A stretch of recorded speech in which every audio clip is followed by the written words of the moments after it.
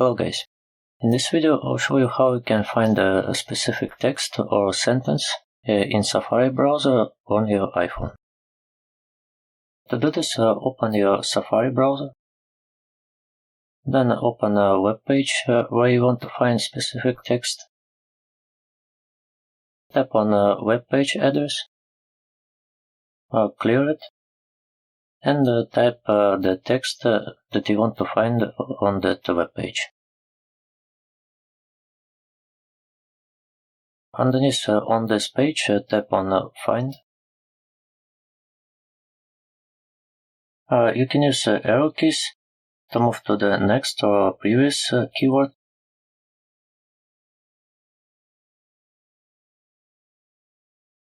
And after you're finished, tap on Done.